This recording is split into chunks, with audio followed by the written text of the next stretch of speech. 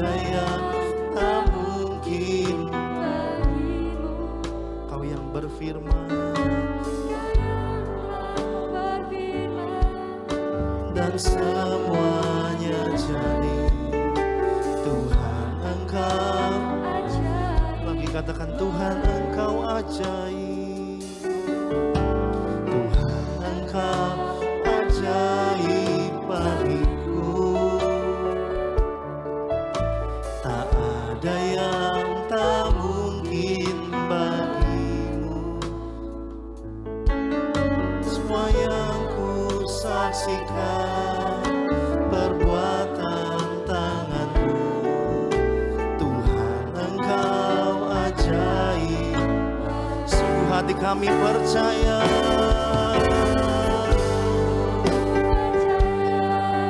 Tiada yang mustahil.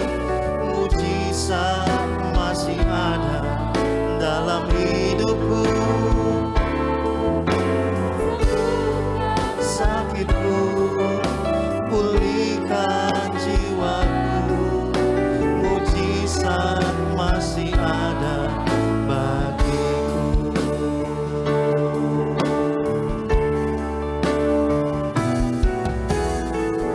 Engkau ajaib bagiku. Tak ada yang tak mungkin bagimu. Kau yang telah berfirman dan semuanya jadi. Tuhan Engkau, sungguh hati kami percaya. Sungguh ku percaya.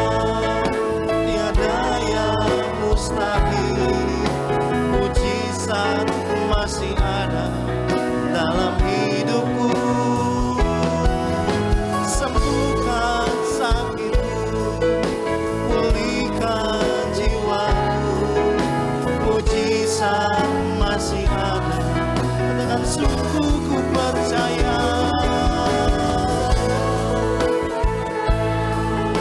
Tiada yang mustahil.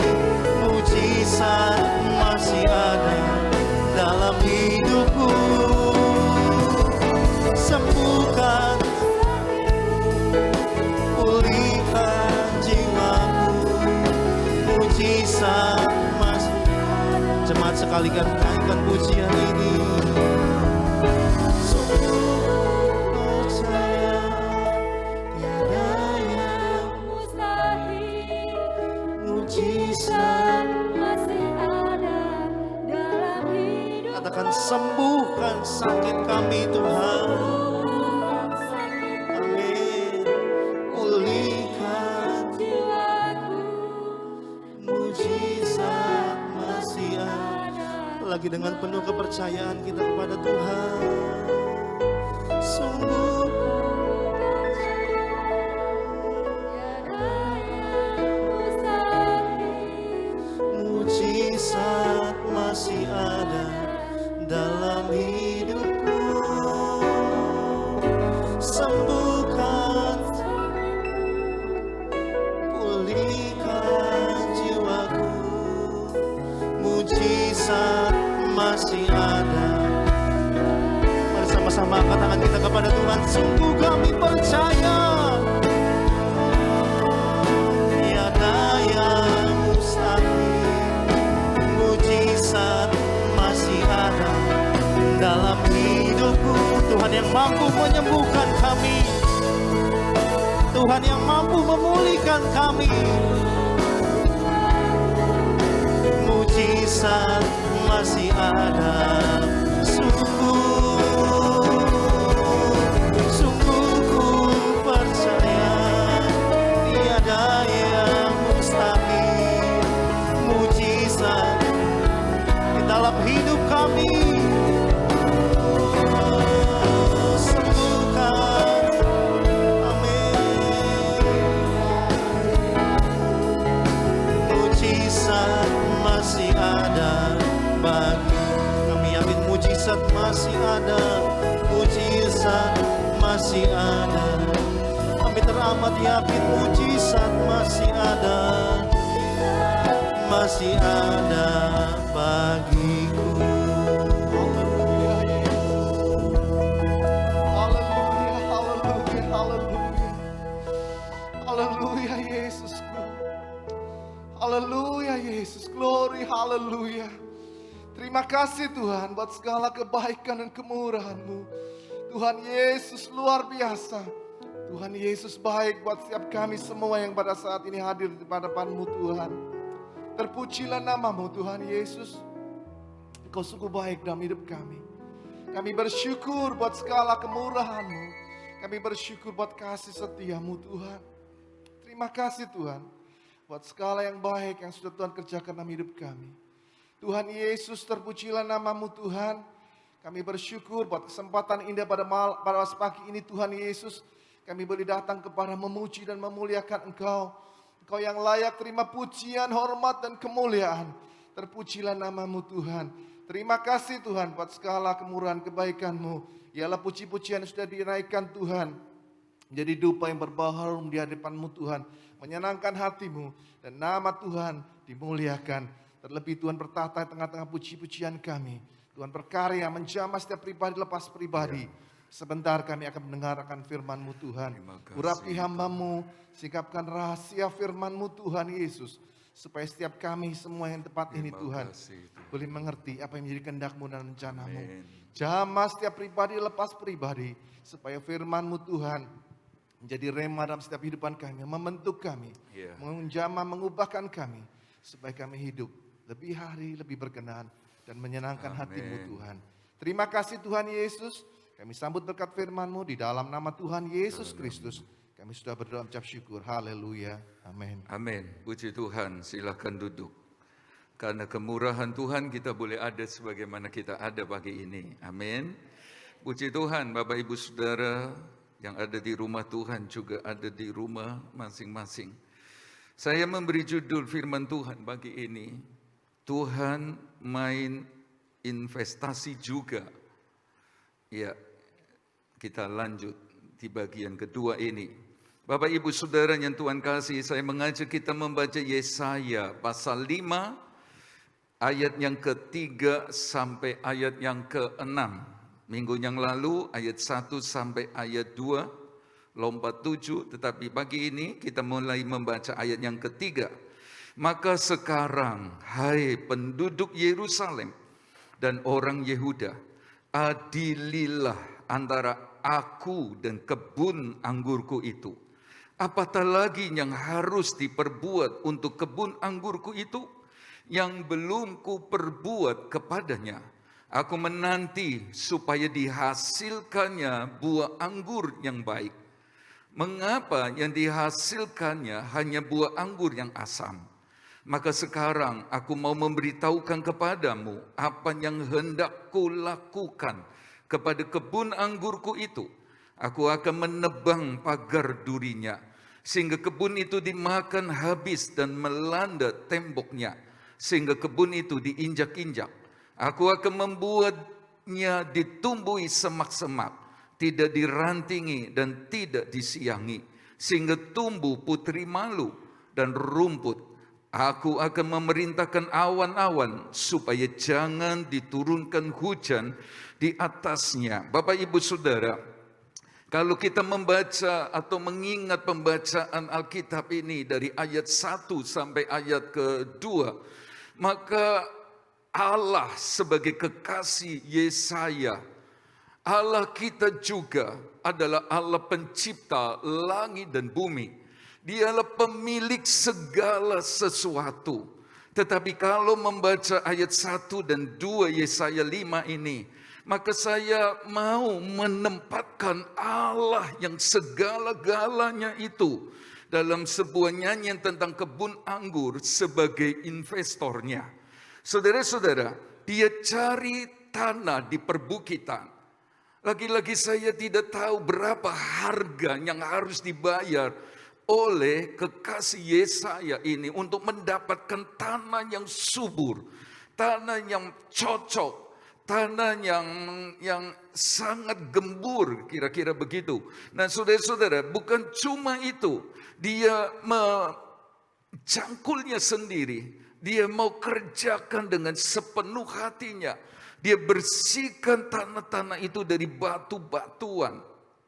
Saudara-saudara, lalu dia cari benih anggur yang terbaik, anggur yang murni.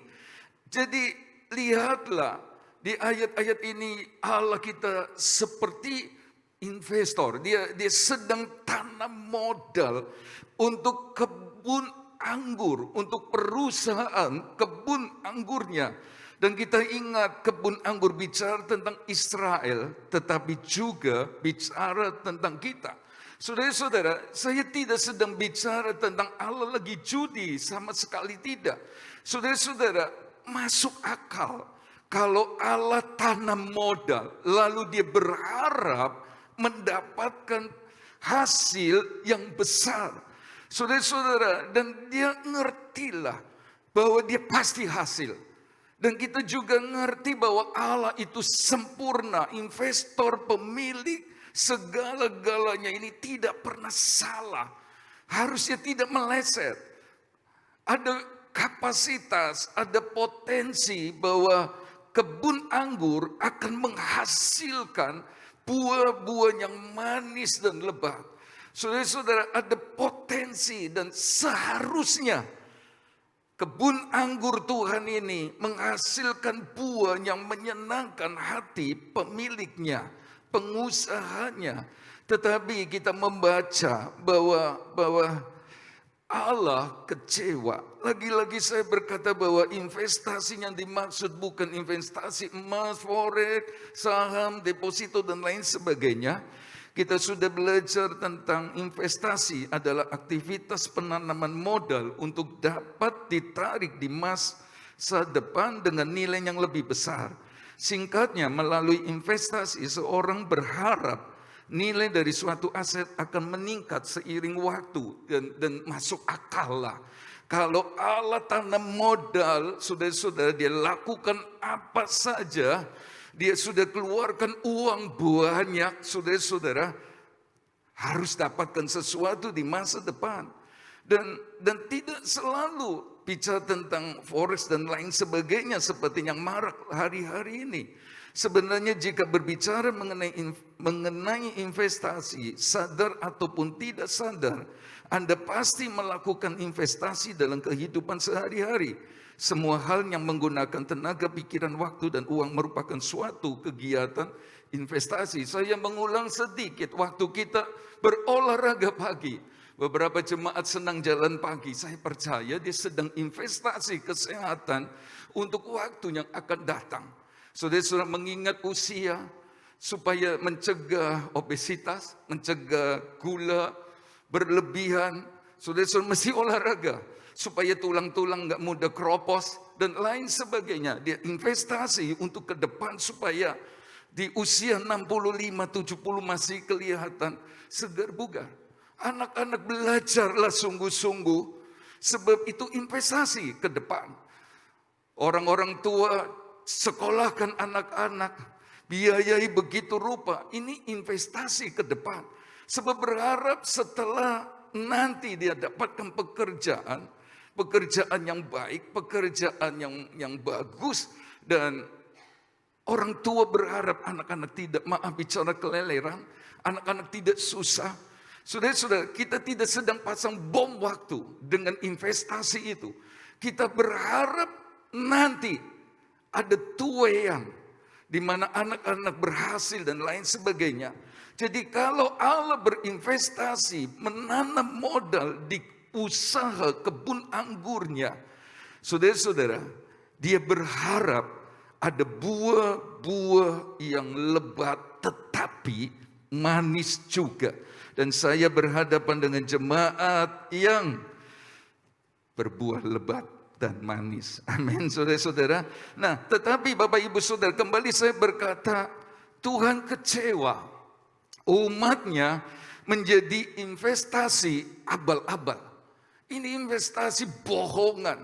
Tuhan sudah tanam semua yang terbaik, tetapi tidak menghasilkan. Mengapa saya berkata tidak menghasilkan? Dengan menghasilkan buah lalu beracun. Sebab terjemahan lain berkata juga beracun. asam, bahkan berbau busuk, sama saja tidak berbuah.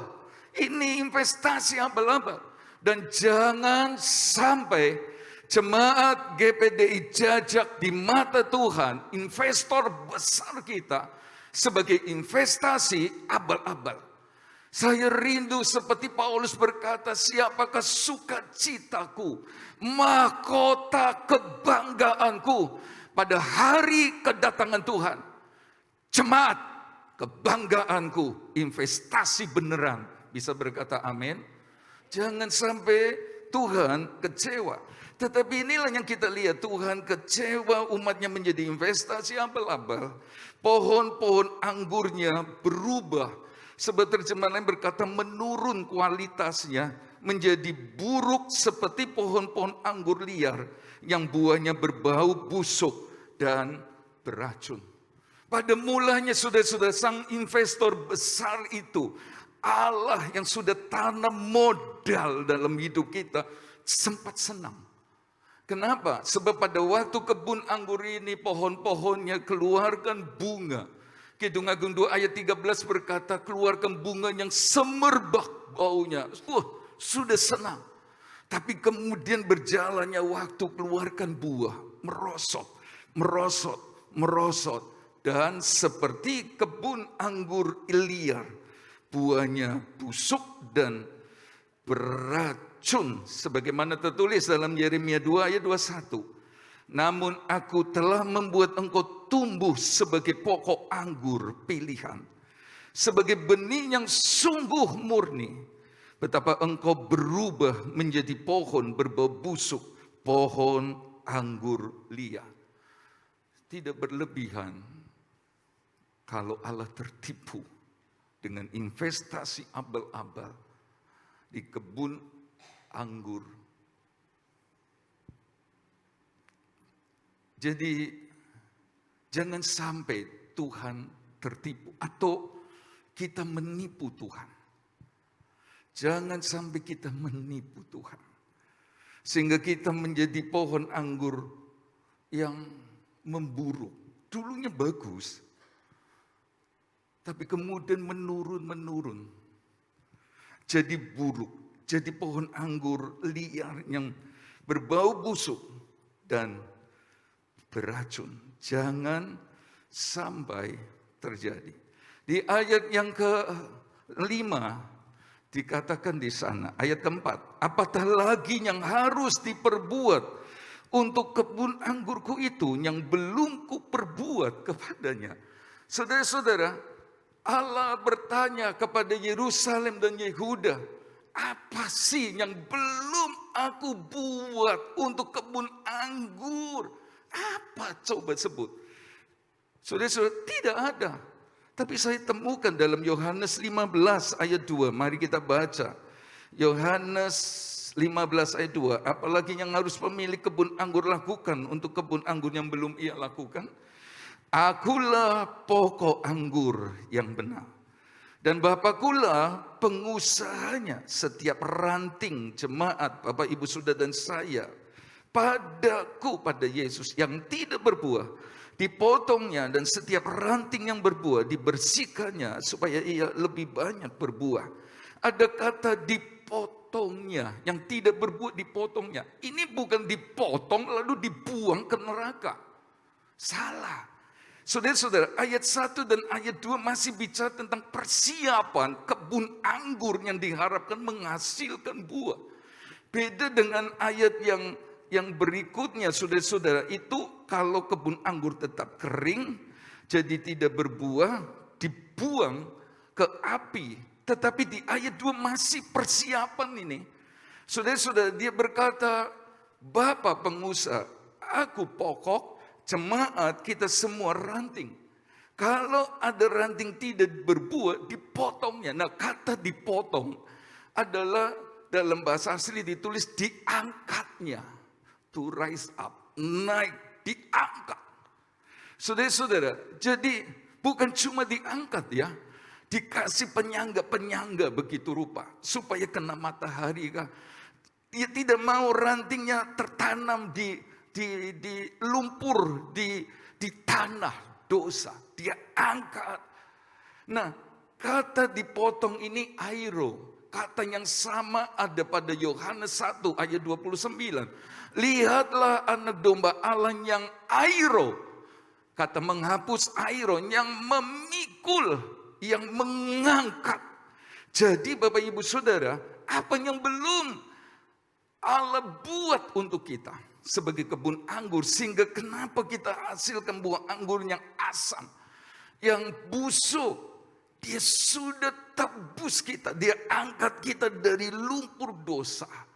Saudara-saudara, dia bersihkan selalu, dia perhatikan, dia pelihara, dia lakukan apa saja sehingga berbuah. Jadi sebenarnya dia sudah lakukan semua.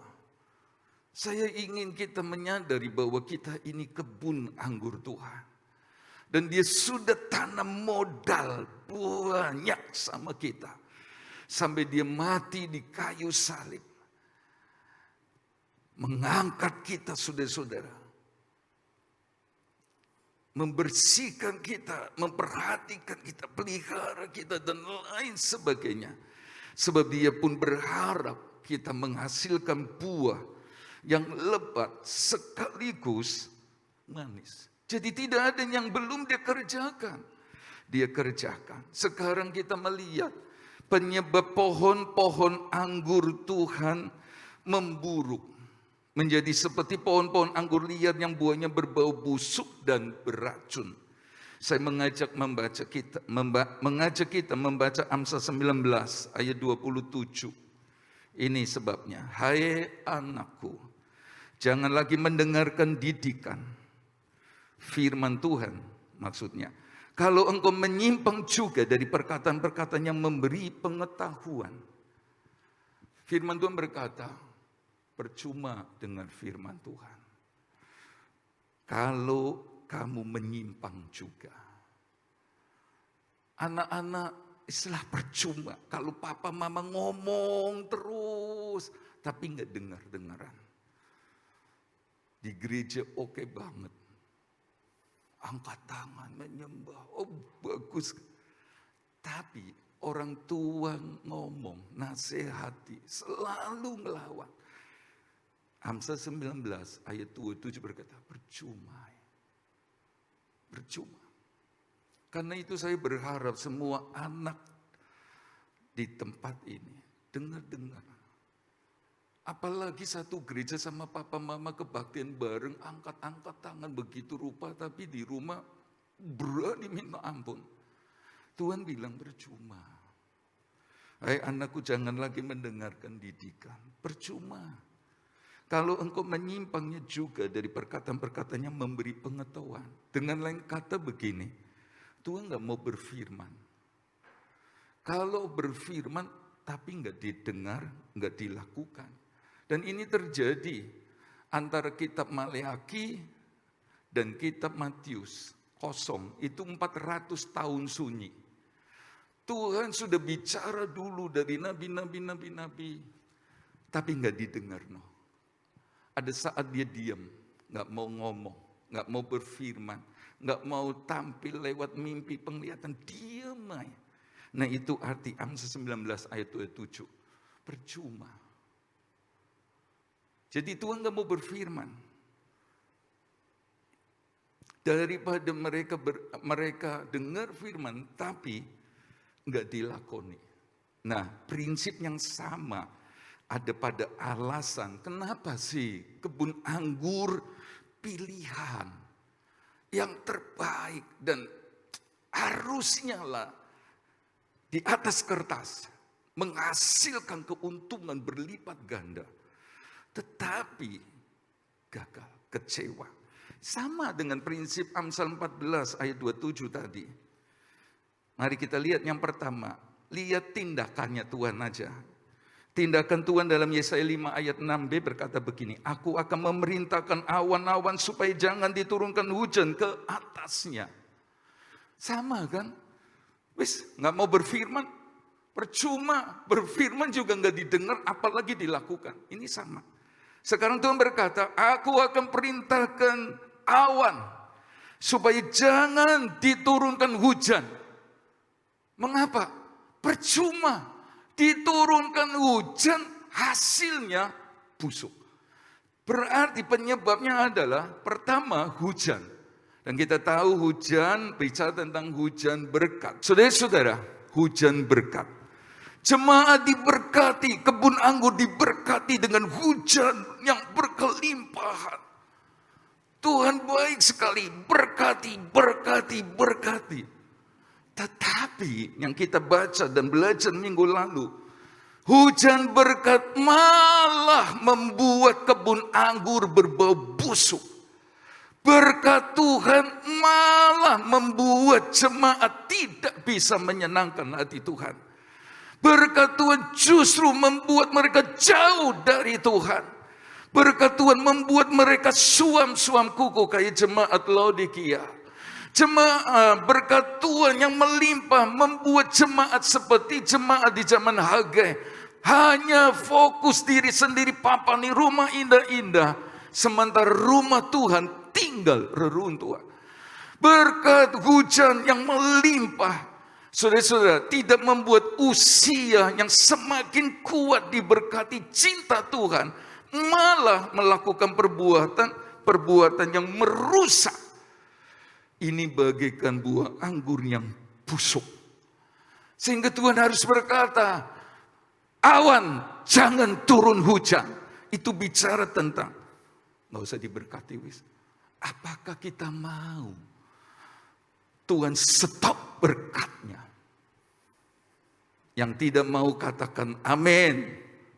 Oh, semua mau. Mau di stop berkatnya? Tidak kan? Semua mau berkat Tuhan terus turun. Bisa berkata amin? Iya. Tapi ini loh jawabannya. Sepertinya percuma aku turunkan berkat hujan. Malah rusak. Sudah tidak sedikit memang kita mesti akui. Dulu waktu masih biasa. Seperti usia.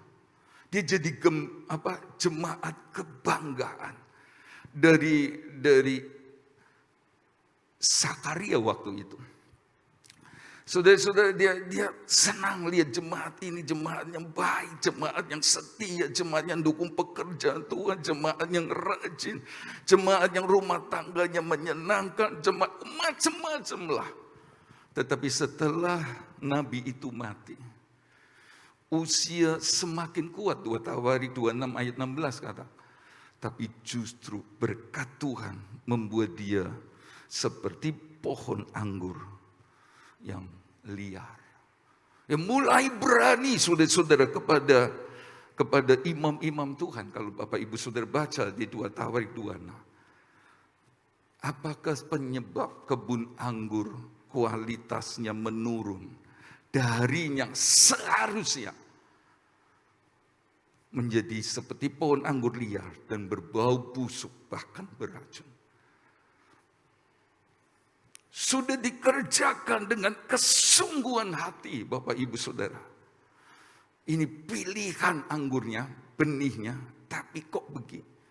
Hujan berkat membusukkan. Saya berharap supaya jemaat semakin diberkati. Berarti ke depan akan semakin diberkati. Bisa berkata amin? Jangan sampai berkat Tuhan menjauhkan kita dari Dia sumbernya. Sebab tidak bisa tidak ayat ini akan berlaku. Ayat ini akan berlaku. Saya sudah berkata tidak usah khotbahkan. Ini kalau Bapak Ibu Saudara membaca ini akan ngerti. Dia harus berkata awan, jangan turunkan hujan. Artinya stop wis. Daripada kamu binasa, kira-kira Tuhan berkata begitu. Daripada kamu tambah hancur, tambah jahat, tambah hidup dalam dosa. Lebih baik hujan berhenti. Tapi saya berdoa, sekalipun Tuhan hujani jemaat ini dengan berkat. Tapi tetap setia sekali Yesus, tetap Yesus. Amin. Itu alasan pertama. Sekarang alasan yang kedua. Sama, dia bilang, "Wislah percuma. Aku berfirman. Toh kamu dengar firman gak dilakoni."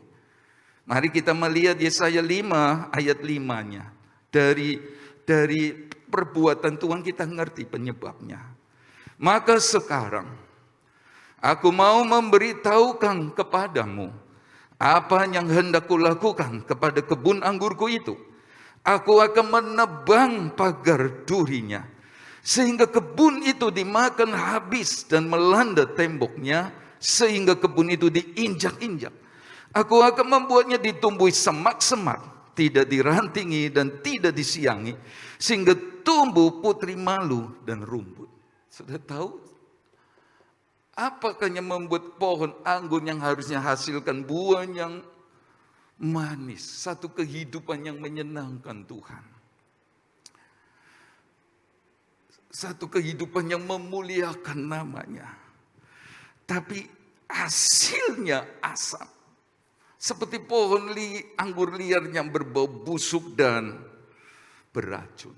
Ini dari sini kita seolah-olah Tuhan berkata, percuma aku taruh menara jaga, lalu menaruh orang di sana yang bertugas menebang pagar duri kalau pagar duri mulai tumbuh, yang menjaga supaya jangan sampai tembok roboh, lalu kebun anggur diinjak-injak.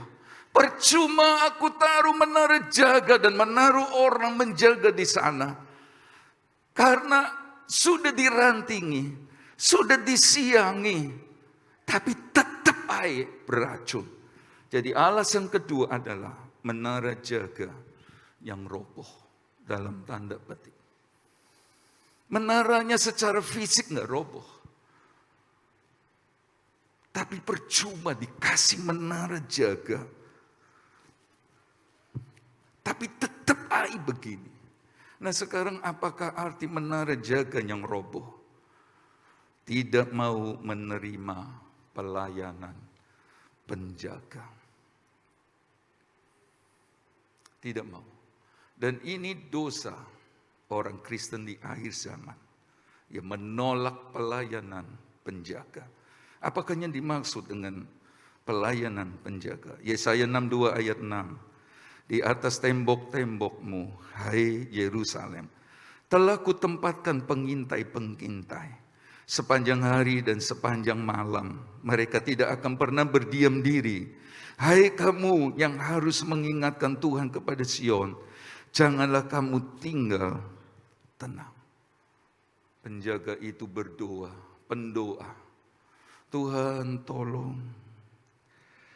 Tuhan tolong. Tuhan tolong jemaat. Tuhan tolong umatmu. Tetapi juga bicara tentang Yeskiel 3 ayat 17. Hai anak manusia, aku telah menetapkan engkau menjadi penjaga kaum Israel. Bila mana engkau mendengarkan sesuatu firman daripadaku, peringatkanlah mereka atas namaku. Tembok, di atas tembok, itu bicara tentang di menara jaga. Tuhan taruh orang-orang untuk menjaga. Dia taruh orang-orang untuk selalu berseru, Tuhan tolong umatmu. Saudara-saudara, di menara jaga itu ada firman yang disampaikan Tuhan untuk orang-orang yang dijaganya, untuk kebun anggur Tuhan. Inilah firman Tuhan. Dengar firman Tuhan, lakukan firman Tuhan. Itulah pelayanan penjaga. Tetapi saudara-saudara, mereka enggak mau. Orang-orang Israel enggak mau. Enggak mau. Mari kita melihat di Matius 23 ayat 34. Sebab itu lihatlah, aku mengutus kepadamu nabi-nabi, orang-orang bijaksana dan ahli-ahli Taurat. Separuh di antara mereka akan kamu bunuh dan kamu salibkan. Yang lain akan kamu sesah di rumah-rumah ibadatmu, dan kamu aniaya dari kota ke kota, supaya kamu menanggung akibat penumpahan darah orang yang tidak bersalah mulai dari zaman Habel, orang benar itu, sampai kepada Sakaria anak Barihya, yang kamu bunuh di antara tempat kudus dan Mezbah. Aku berkata kepadamu, sesungguhnya semua ini akan ditanggungkan angkatan ini. Jadi saudara-saudara, seperti kebun anggur yang dijaga, orang-orang Israel pun dijaga. Tuhan utus nabi, Tuhan utus hamba-hamba Tuhan. Tapi mereka ngomong, boh. Saudara-saudara, ada Sakaria, tegur, kamu telah tinggalkan Tuhan. 2 Tawarik 24 ayat 20. Tapi malah mereka marah. Mereka lempari Sakaria dengan batu. Penjaga ini mati di rumah Tuhan. Pergi ke gereja. Tapi seperti buah anggur yang asam. Karena itu saya berkata bukan masalah mereka tidak melekat sama Tuhan loh. Bukan. Mereka melekat sama Tuhan. Buktinya mereka berbuah. Tapi kalau sampai buahnya asam, beracun, dan berbau busuk. Ya karena ini hujan yang pertama. Yang kedua, karena mereka tolak pelayanan penjaga. Melekat sama Tuhan. Belum tentu buahnya itu manis loh. Melekat sama Tuhan kelihatannya. Belum tentu hasilnya menyenangkan Tuhan. Buktinya dia beracun. Omongannya beracun, perbuatannya beracun, mematikan semangat, mematikan karakter orang, mematikan usaha orang. Beracun, pergi gereja. Seperti Sakaria ini penjaga Israel, saudara-saudara, tegur umatnya karena dia dapat firman dari Tuhan disampaikan. Mereka enggak terima. Yoas perintahkan orang-orang lempari Sakaria. Mati di bait. Berarti kan mereka lagi di gereja. Ada di rumah Tuhan. Enggak mau. Pelayanan penjaga. Nah ini bahaya sekali. Saudara-saudara, karena mereka kebun anggur ini tidak mau pelayanan penjaga. Menara jaga itu seolah-olah roboh. Tidak ada penjaga sampai Tuhan berkata, aku mencari di antara orang-orang umatku. Seorang yang mau tunggu di atas tembok tetapi aku tidak mendapatkannya. Pendeta-pendeta, hamba-hamba Tuhan jadi takut rupanya. Sampai Tuhan cari mana ini penjaga Israel. Gak ada. Inilah sebabnya kenapa mereka seperti kebun anggur yang berbau. Karena itu mereka dibuang ke Babel. Bicara tentang mereka diinjak-injak. Pagar mereka, tembok Yerusalem dirobohkan. Masih enggak mempan. Mereka pun salibkan Yesus. Tolak. Sementara sudah kesaksian nabi-nabi tentang Yesus Mesias. Mereka enggak mau terima. Mereka enggak mau dengar firman yang disampaikan oleh murid-murid. Nah karena mereka tidak mau, bukan cuma dibuang ke Babel. Tahun 70 Masehi, Jenderal Titus habisi orang-orang Israel sampai banjir darah. Itu bicara kebun anggur yang dirombak lalu diinjak-injak. Dari sini kita bisa belajar. Kalau Allah diam, bukan berarti tidak ada apa-apa. Dia cuma tunggu waktu. Nah itulah yang harus dimengerti oleh jemaat GBDI Jajak kita semua yang mulai dewasa dalam kekristenan. Kita mesti ngerti hati Tuhan. Sebab pasti dia akan berkata, awan, stop, jangan turunkan hujan. Dan kita tidak mau. Tapi juga dia bisa, saudara-saudara, utus sesuatu. Seperti keadaan di mana orang diinjak-injak. Karena apa? Karena menolak pelayanan penjaga. Yeremia berkata kepada Yohanan bin Karea dan lain sebagainya di Yeremia 43 ayat 5 sampai 6. Sebab mereka minta, ayo pergi ke menara jaga. Pendeta Yeremia naik ke menara jaga ya. Tunggu apa yang Tuhan ngomong, terus ngomong sama saya. Ih bagus ini kebun anggur. Sampai minta supaya Yeremia penjaga itu naik ke atas menara. Supaya dengar firman Tuhan, apa yang harus kami kerjakan. 10 hari kemudian firman Tuhan datang. Jangan pergi ke Mesir. Di sini aja. Mereka bilang, kok aneh? Malah mereka berkata, ih pendeta bohong. Ih pendeta dusta. Ih firman apa ini? Padahal tadi minta firman. Dan firman itu berkata, jangan pergi ke Mesir di tempat lain. Mereka berkata, kalau di tempat ditangkap sama Nebukadnezar, iya nggak apa-apa. Kalau kamu ditangkap dan dibawa ke Babel, kamu aman. Aman wis. Gak mungkin kami akan ditindas. Enggak, buktinya Daniel dan teman-teman enggak. Justru kalau kamu ke Mesir, pedang akan kejar kamu sampai Mesir. Kelaparan akan kejar. Nah ini firman dari menara jaga. Tapi ditolak. Seperti kebun anggur yang biarkan menara jaga roboh. Itulah sebabnya hasilnya asam, beracun. Jadi Bapak Ibu Saudara, mengapa mereka seperti kebun anggur atau ada jemaatlah yang seperti kebun anggur, sudah di mana Tuhan sudah memberi yang terbaik, tanam modal, tapi hasilnya asam, hasilnya beracun. Sebab tidak mau menerima pelayanan penjaga sama dengan mereka memang nggak mau berbuah. Dia potensi loh berbuah. Dia semua sudah disuplai oleh Tuhan kok.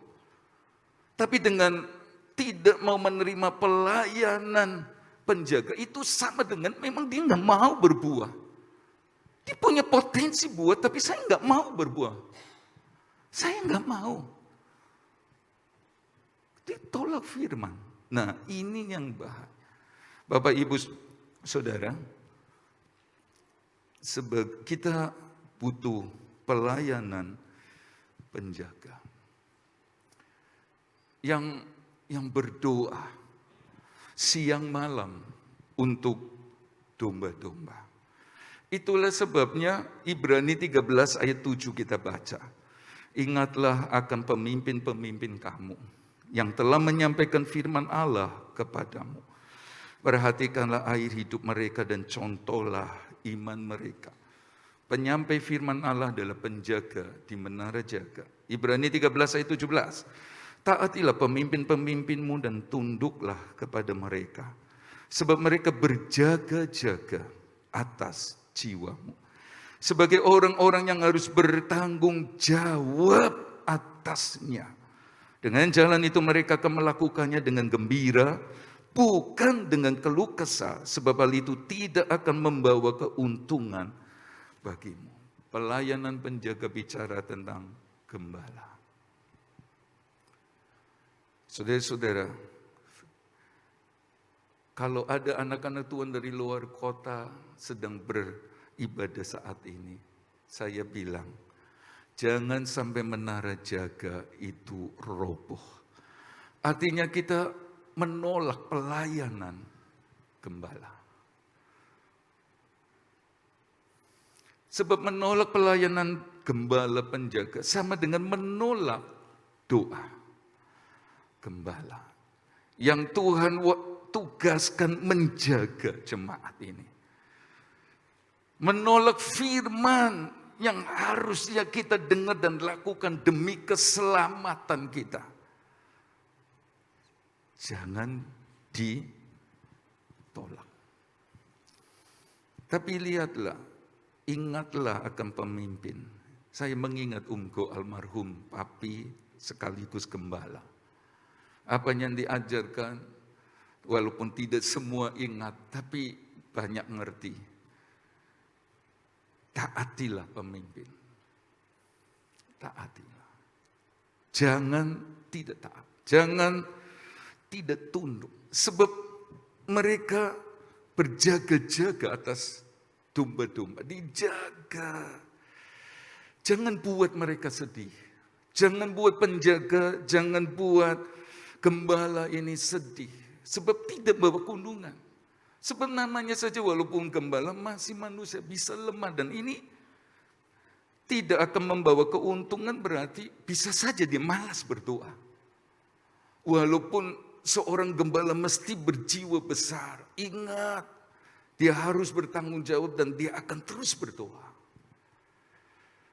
Tapi jangan tiadakan pelayanan gembala, penjaga itu. Sebab mereka bertanggung jawab. Itulah sebabnya ada 7 sidang jemaat di Asia Kecil. Ada jemaat di Efesus, gembalanya sendiri loh. Dia bertanggung jawab untuk pelayanan di Efesus. Ada jemaat di Smyrna, gembalanya sendiri, Polikarpus. Polikarpus nggak ngurusi jemaat yang ada di Efesus. Demikian juga Polikarpus nggak ngurusi jemaat yang ada di Sardis, Tiatira, Pergamus, Philadelphia, Laodikia, dan seterusnya. Setiap gembala dipercayakan ngurus jemaat yang Tuhan percayakan. Itulah sebabnya dengar baik-baik. Dengar. Jangan tiadakan pelayanan gembala. Lalu kita nanti akan jadi pohon anggur yang liar. Pasti berbau busuk dan beracun. Mereka yang tidak hormat dan tidak taat sama gembala, saya perhatikan mulutnya beracun. Kemana saja. Gak usah ngelakuin firman Tuhan, gak usah, racun kemana-mana. Ya itulah buah anggur yang beracun. Bapak Ibu Saudara, saya berharap kebun anggur GBDI Jajak menghasilkan buah yang manis dan lebat. Bisa berkata amin? Karena itu hujan berkat, jangan sampai membuat kita seperti kebun anggur yang beracun. Hidup kita ugal-ugalan, hidup dalam dosa, dalam kenajisan. Jangan juga kita tolak pelayanan penjaga. Jangan. Mesti hormat. Mesti perhatikan gembala. Kalau ada jemaat dari luar kota sedang beribadah, saya bilang perhatikan gembala, saudara. Yang memberi makan firman, yang mendoakan siang malam, menjaga dari pengajaran yang sesat. Saudara mungkin senang dengan khotbah-khotbah dari YouTube, tapi mereka nggak berdoa buat saudara. Ya mereka memang mau khotbah dan saya tidak menghakimi mereka. Tapi untuk berdoa buat saudara perlu pelayanan penjaga. Itulah jemaat di Efesus, jemaat di Smyrna, jemaat di Tiatira. Punya gembala sendiri. Sebab mereka yang bertanggung jawab. Supaya kebun anggur ini menghasilkan buah yang manis sampai Tuhan datang kembali. Amin. Karena itu mari lebih cinta Tuhan yang sudah mati di kayu salib. Dan Tuhan menolong kita. Jangan biarkan menara jaga roboh. Artinya jangan tolak pelayanan penjaga. Tuhan yang percaya. Tuhan yang percayakan. Mari kita menghormati pelayan-pelayan penjaga. Yang Tuhan percayakan. Pasti kalau Bapak Ibu Saudara dengar firman dan lakukan. Buahnya pasti manis. Bukan cuma untuk sesama manusia. Terlebih untuk Tuhan. Pasti. Jangan sampai Tuhan berkata, awan berhenti. Ojo turun hujan. Artinya, wis stop, wis percuma. Kamu diberkati malah kamu nanti binasa. Tambah adoh sama saya. Dia juga bisa tebang pagar duri. Sebab dipikir, dikasih penjaga malah kayak gini. Beracun. Ya podohnya wis gak usah.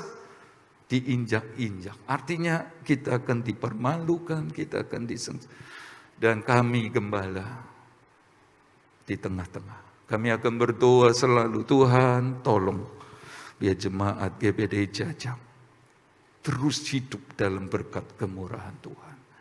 Ada nyanyi yang berkata, bukan dengan barang fana.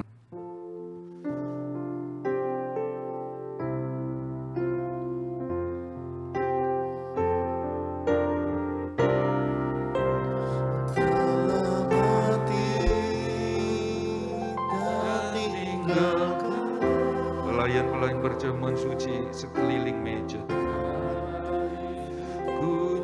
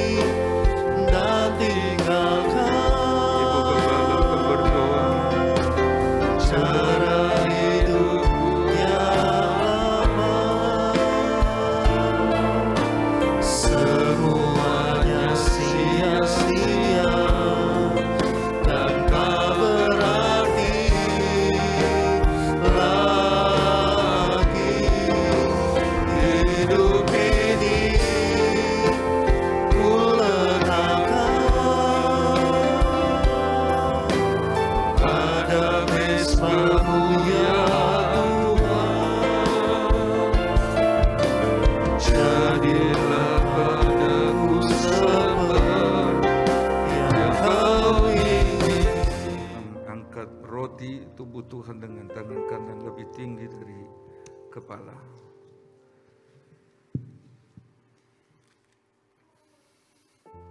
Terima kasih Tuhan.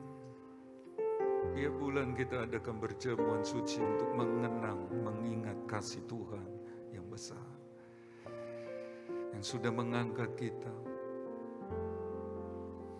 menebus kita, dan selamatkan. Dia mau kita menghasilkan buah kehidupan yang memuliakan nama-Nya. Mari dengar firman Tuhan. Sebab apa yang telah kuteruskan kepadamu, telah kuterima dari Tuhan, yaitu bahwa Tuhan Yesus pada malam waktu Ia diserahkan mengambil roti, dan sesudah itu Ia mengucap syukur atasnya. Ia memecah-mecahkannya dan berkata, inilah tubuhku yang diserahkan bagi kamu. Perbuatlah ini setiap kali menjadi peringatan akan aku. Mari kita makan tubuh dengan percaya.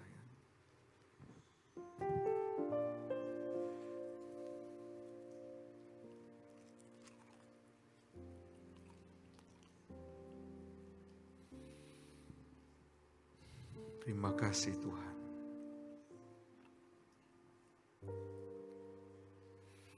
Terima kasih, haleluya. Angkat cawan dengan tangan kanan lebih tinggi kepala. Demikian juga Ia mengambil cawan sesudah makan lalu berkata, cawan ini adalah perjanjian baru yang dimeteraikan oleh darahku. Perbuatlah ini setiap kali kamu meminumnya menjadi peringatan akan aku. Sebab setiap kali kamu makan roti ini dan minum cawan ini, kamu memberitahukan kematian Tuhan sampai Ia datang. Mari minum cawan Tuhan dengan penuh percaya di dalam nama Tuhan Yesus.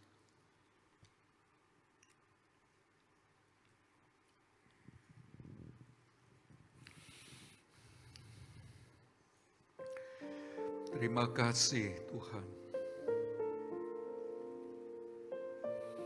Terima kasih Tuhan. Terima kasih buat kasih dan korban-Mu di kayu salib. Kami diselamatkan.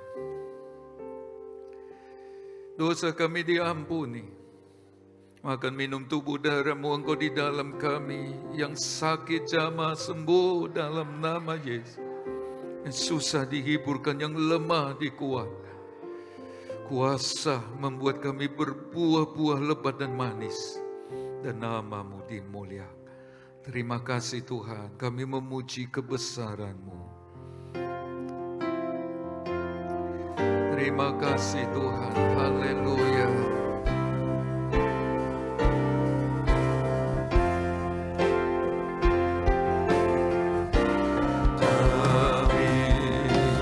Memuji kebesaran-Mu, ajaib Tuhan, ajaib Tuhan. Kami memuji kebesaran-Mu, ajaib Tuhan, ajaib Tuhan. Hati kami penuh ucapan syukur Tuhan, karena Engkau ada bersama-sama kami selalu. Sudah menyertai, melindungi kami, bahkan sampai hari ini. Kami ada di rumah-Mu beribadah kepadamu. Makan minum tubuh darah-Mu, bersekutu dengan Engkau dan sesama seiman. Kami memuliakan Engkau. Dan kami tahu persis Engkau yang ada di tengah-tengah kami. Kenal tiap-tiap pribadi, tiap-tiap keluarga. Itulah sebabnya turunkanlah berkat-Mu Tuhan.